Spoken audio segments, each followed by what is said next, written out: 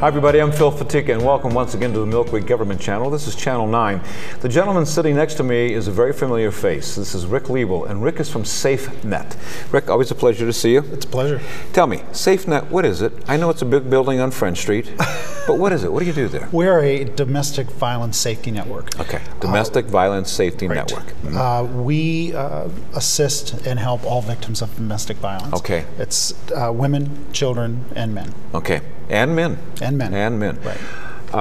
Let's start, and I always like to use me as an example.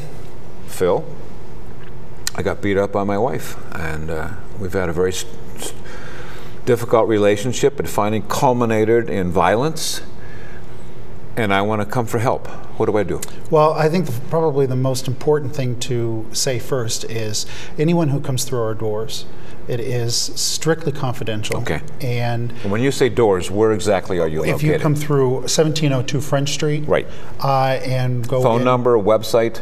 Yes, phone number 814-455-1774, and our website is safeneterie, which is one word, .org. Okay, safeneterie.org. Okay, right. Good. So I'm coming through the door assured of confidentiality. Right. And depending on what your need is, if this is a you need to leave the residence, we would, as a male, have to put you up in another location, a confidential location. If a female comes scattered around the community. It would be, it would be in a confidential location. Females would come in and they would go, and children would go down to our emergency shelter. Okay, and is that not a given address? It's what we call now an unpublished address. Okay. At one time they were not discussed at all, confidential address. Right. But you know, every policeman, every taxi driver, you know, everyone who is involved as an abuser knows where we're located. Yeah. Okay. So that's kind of difficult to. Let's take back a little bit of history here. This wasn't always around, and is it unique to Erie that's called Safenet, or is Safenet a very large Safenet organization throughout the United States? Okay. The Safenet is just it's locally. The name is local. Yes, like the name is local. Okay. Right. And your funding comes from, because this can be extensively expensive. Right. We get some of our funding from the Pennsylvania Coalition Against Domestic Violence, which is like the umbrella agency, which is also part of the national organization, which is the umbrella agency. We get a little state funding. We are a United Way agency also. We get a lot of our funding through grants, and a lot of our funding through events and fundraising and donors and sponsorships. My other part of that long-winded question I had is that you didn't always exist. I mean, if your husband was beating on you, tough luck, you probably deserved it. And how did this come about, and how did it come about that there was a place where people could go to be safe and to get away? Well, in 1974, there were a group of women that were Protestant, Catholic, and Jewish women came together to start here in Erie, to start Hospitality House, which was an emergency shelter for women to go if they are in need or have been abused. Okay.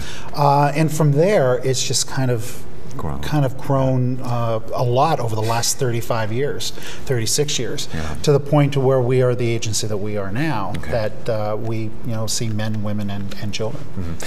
I have a lot of notes here. You could discuss this for hours as to what's going on. So let's hit some of the highlights. Why does the abuse occur?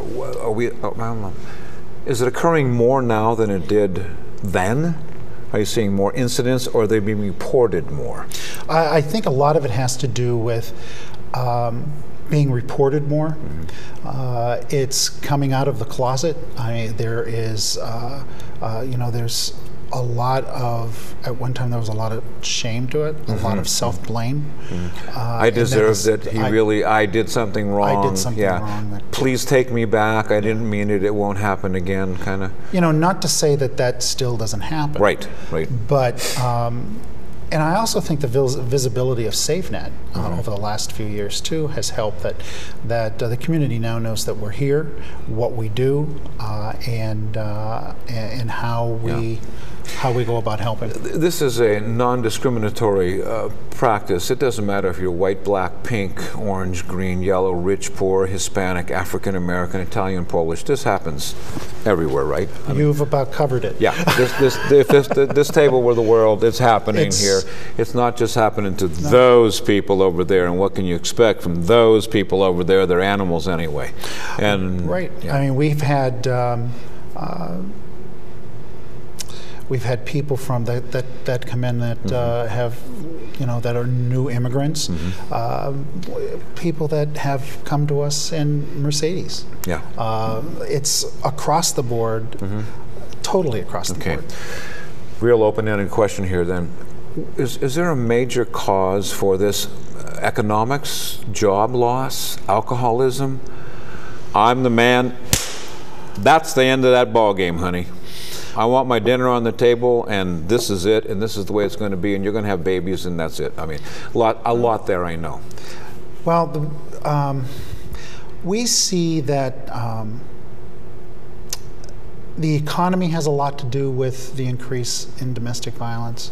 Now that the economy has turned a little bit down, yeah, soft.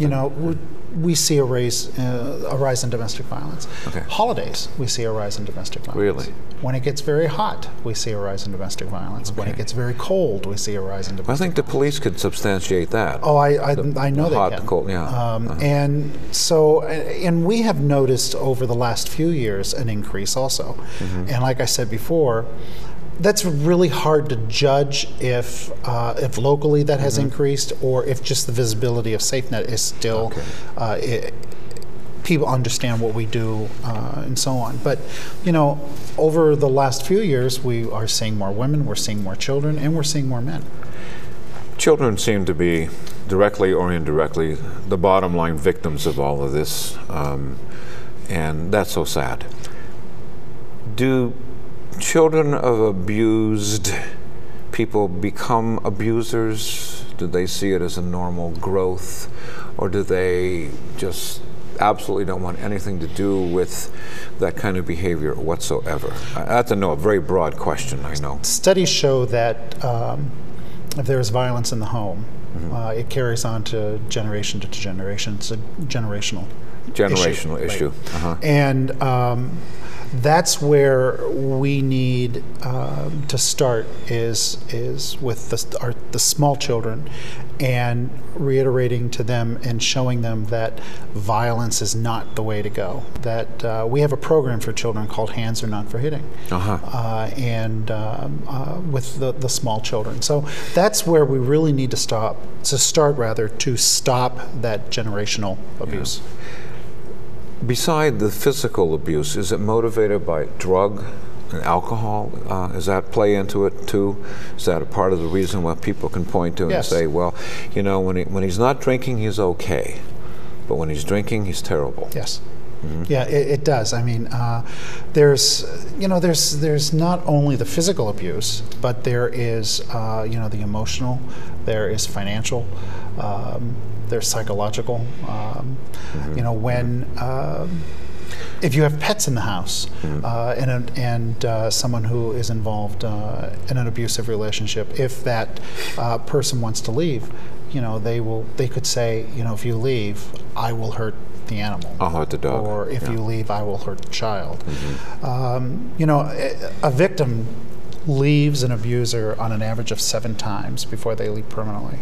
And that could be spread out over many years. It could be spread out over many years. Yeah. There's so much to go into here. Rick, thank you for coming. You're so eloquent in expressing this. When they come to you then, and they finally have said, I'm not doing anything wrong, that I really am here. And I think you're right. Your name on your building is very prominent. And I mean, there's no intent to be subtle. You want people to know where you're located. Right. Yeah. And so you come there, and then what do you do then when you document and say, yes, you do need some real help here. What's the process? What happens? Well, if someone comes in through our 1702, our administration building In French. on French Street, our non-residential counseling is in that building. We have our legal services in that building.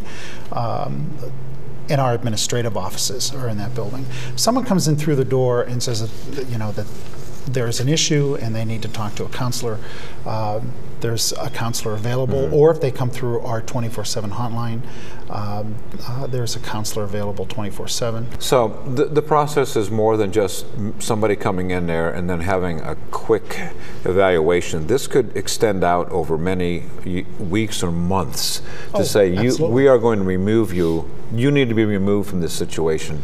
And what happens when the process is weeks or months long, or maybe even years? Well, the first thing that we will not do, and one of the worst things you could tell a victim is that you need to leave.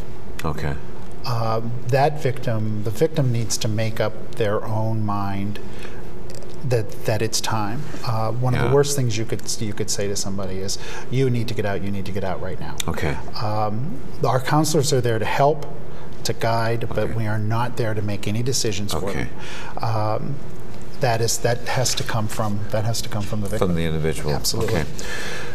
When, as I said earlier, there's a place, I think that's it's called the Transitional Living Center. What does that mean in terms of your helping these people? Well, we have several programs, and that's one of them. That if we have a victim come through and they are trying to get themselves established again, we have some housing for them to come in and get them back on their feet again, and get them out back into living again and into their own residence again.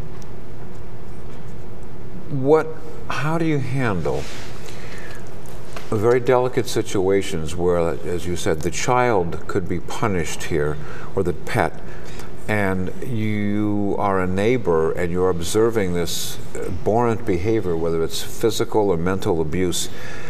Does Phil have the right to call up Rick, because I know Rick, and say, Rick, there's some bad stuff going on next door to my neighbors. I hear them, I see them. And what if they say to me, Phil, it's none of your damn business. Just shut up and keep your nose out of our business.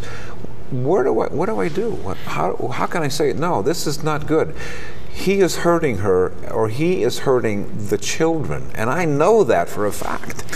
Well, if there's a domestic violence, if there's abuse going on in the home, the worst thing that you could say is, you need to get out. You need to get out right now. Okay. But probably one of the better things you could say is, look, here's a number for Safenet. Okay. If you need anything, give them a call, when you're ready, when it's time, and be supportive. If we have, if you know that there's an abusive relationship going on with a child, the best thing to do is, we are obligated, and all social service agencies are obligated to notify the appropriate authorities that there's a child abuse going on. Yeah. But the best thing you could do is just be supportive and give them the information about Safenet and say, I know where you can get help if you need it. What about young ladies with children who have no visible means of support? Their support group has just simply abandoned them or kicked them out. What do? Can they come to you too? If they're in an abusive relationship, and we've had young women come down to us with children, and we can help them and show them and help them and guide them through to get themselves established again, either through going back to school or helping guiding them to find a job. So yes, we've seen that quite a few times. A lot of these cases, and we have a large audience here, requires some legal dancing. You have to get out of maybe a protection from abuse order, or you have to actually stop the father from having any rights over this child? I don't know. The legal web can be a tangle, but do you do that too? Do you say to the woman, let's take the woman for example, you do have legal rights here, and we are here to advise you of them? Is that the process? Right. I mean, we have our own legal department. We Okay. have an in-house attorney. Okay. We have paralegal on staff, and some people who work in our legal department that will go to court and help them go through the court system. So our clients that come through the door that are involved in these types of relationships, we will help them and guide them through the legal system. If there is a PFA that needs to be filed. Protection from abuse. Right. And if they need to go to court, our legal advocate will go and support them and help them. Again, this is Rick Liebel, and Rick is from the Safenet organization, which is, again, in your words, it is a?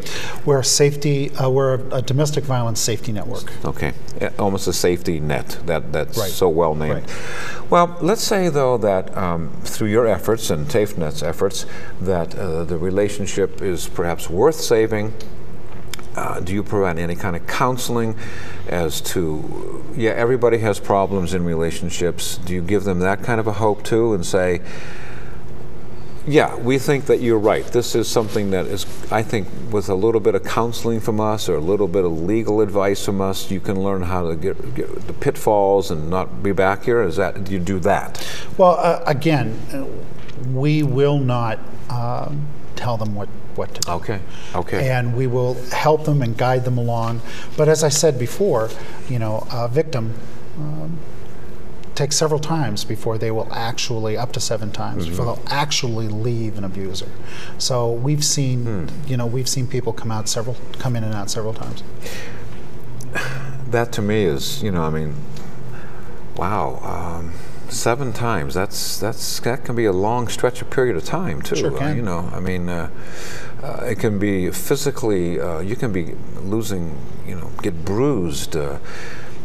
Kids come to school, and I taught school, and I know that. And they say, "Well, I hurt myself here," and I go, "Yeah, I don't think so." And then, do I have the right then to go to somebody and say, Rick, I know Rick over at Safenet. Rick, this kid's coming to school, and they're bruised, and I know that they're not falling down. No, where can I go with this? Because this child doesn't want to say anything, and it's really none of my business. What can I do to help? Well, if there is a domestic violence relationship in the home where the domestic partner, wife is being abused, and the child is being abused, like I said, the best thing, or even vice versa, the husband's being abused. Right.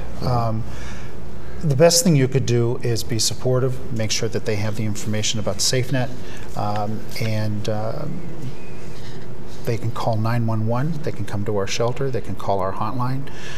We are on call 24/7 with all the hospitals here in Erie. Okay. And if there is a possible issue that the nurse or the doctor feels as if there's an issue where there's domestic violence in the home, they will call the hotline number, and there is somebody who's on a pager all the time. 24/7, 365. Rick mentioned something earlier that I'm quite familiar with. I'm sure you are too. It's called hands are not for hitting. Today, there is so much of a word discussion of the word bullying. That's part of your process too? And there's cyberbullying now. But just let's take bullying from there. You go ahead with that. Well, there are several agencies that deal with the cyberbullying and the bullying. We are started a program, a website rather, which is called Safe Teen. Okay. And we're seeing a lot of dating abuse, dating violence. That was my next question. There's a dating violence associated with maybe even healthy relationships. Right. Well, we have to have sex. Everybody's having sex, and if you don't have sex with me, could get a little rough for you. I mean, it's very difficult to be that teenager where the perception is on Facebook, you know, there's way too much information about you out there. But everybody's doing it, Rick. It's okay, you know, I'm allowed to do that. Well, you know, another aspect of it too, if that boyfriend or girlfriend is literally blowing up their cell phone all the time and saying, "What are you doing? What's going on? How come where are you at now?" Or I didn't like you talking to him or her. Which is a form of bullying. Which is a form of bullying also. Or violent, kind of dating violence. Very possessive. Is that an indicator that that kind of person is probably going to be not the kind of person you choose to spend the rest of your life with? Well, you know, it's... Or is it just teenage angst? You know, a lot of it... Hard to tell? A lot of it is hard to tell. And if... it's very difficult for a teen to sometimes understand that this is not the way to go. This is not the norm when it comes to dating. Who's more inclined to bully? Girls to girls, guys to guys, guys to girls? That's a hard one, I know. Because it's a real hard girls one. do bully. It's a real hard As the father of daughters, I can say that. I can too. Yeah. Yeah, it's... but it's there, and there's no doubt about it, and it's being branded more and more as being very real, you know, that it does occur. And saying things about people on a Facebook page when you have the anonymity of wanting to know who Blink Rocking Chair 6 is, because there's no trace back as to who that person is. You can say some pretty darn nasty things without people knowing who you are. And that can lead to a lot of abuse and a lot of difficulties. And I think you have programs for that too, don't you? We have started our Safe Teen website, and we also have started our Safe Teen Facebook page. We are also on MySpace. That talks about dating abuse and dating violence. So there's a lot of that out there for you to just go and find out.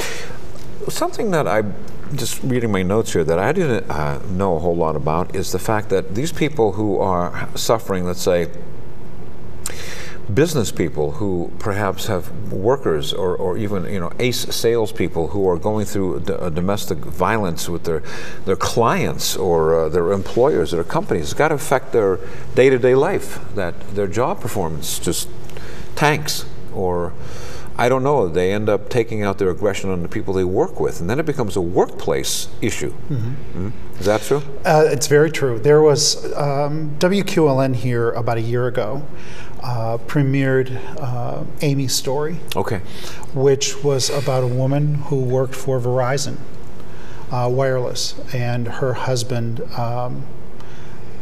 harassed her at work also, and abused her at work, abused her at home, and finally ended up murdering her. And Verizon was a huge sponsor of putting her story together. And you're seeing more and more and more of that, where a lot of companies really don't understand it until it's gotten out of hand. And then they throw, there's some of the human resources people throw their hands in the air and say, now what do we do? So it's becoming a problem, and we have programs where we can actually go into a business, help and train the supervisors how to recognize this and how to deal with this. Again, this is Rick Liebel. We have about a minute left, Rick, and he's from Safenet. So you got about a minute to just tell us everything, where you are, how can people contact you, their relatives, their friends, that you're not alone. There's help out there. Well, you aren't alone. Give us a call at our office at 455-1774. You want to know more information about Safenet? If you're interested in becoming a volunteer at Safenet, we have a training program where you can become an advocate and work with clients directly. So that's on our website also, when you can give us a call. So there's all sorts of things that you can help out with Safenet. Or if you are a victim, call 911, call our hotline number, and seek help. If you're ready to do that, move ahead. You're there. You're there. Thanks, Rick. Hey, thank you. Thank you so much for being with us. Again, Rick Liebel from Safenet, always available to help you in needs of domestic violence. Until next time, I'm Phil Fatiga. Thanks for being with us.